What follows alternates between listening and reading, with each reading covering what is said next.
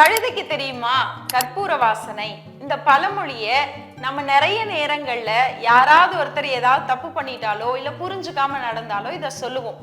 உண்மையிலேயே இந்த கழுதைங்கிற வாயில்லா பிராணிக்கும் இந்த கற்பூரத்துக்கும் என்ன சம்பந்தம் அப்படின்னு பார்த்தா, கழு அப்படிங்கிறது கழுதை இல்ல, கழுங்கிறது ஒரு கோரை புல்.